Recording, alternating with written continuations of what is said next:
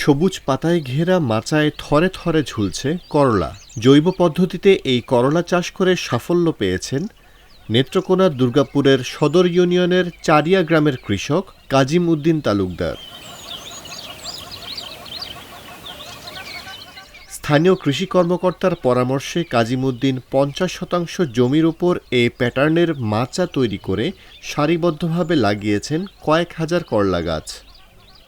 এই করলাটাতে এক ধাপে মাল বেচছে, আজকে আর এক ধাপ তুলতেছে। আমি তো দেখলাম যে ভালো, এটা আমাদের লাভ আছে। আমরাও চাইতেছি যে এই এয়ারটেল পদ্ধতিতে আমরাও এই করলাটা চাষ করার লাগিয়া যে পদ্ধতি নিতেছি আর কি।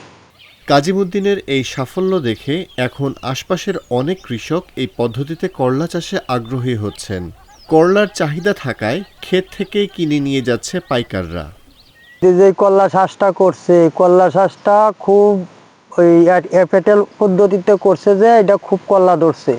এক তোলা বেচছে, আরেক তোলা আজকে ব্যস্ত আছে, অনেক করলা তার বিক্রি হইতেছে। কৃষক কাজিম উদ্দিন জানান, করলা চাষের সব খরচ বাদ দিলেও ২ লাখ টাকা লাভের সম্ভাবনা আছে। আমি জমিটা ভালোভাবে চারটা চাষ দেওয়ার পরে জৈব সার ইউজ করছি এবং মাদা তৈরি করছি, ব্যাগ তৈরি করার পরে করলা চাষ করছি। খরচ বাদে আমার ২ লক্ষ টাকা লাভবান হওয়ার সম্ভাবনা আমি দেখতেছি। উপজেলা কৃষি অফিস জানায়, এ পদ্ধতিতে রাসায়নিক ও কীটনাশক কম ব্যবহার করা হয়। এবছর দুর্গাপুর উপজেলায় ৬০ হেক্টর জমিতে করলা চাষ হয়েছে। ফ্রি প্রকল্পের আওতায় ওনাকে একটি ক্রিপার সবজি করলার প্রদর্শনী দেওয়া হয়েছে ১ বিঘার জন্য। তো তিনি আরও বেশি জমিতে করেছেন করলা চাষ।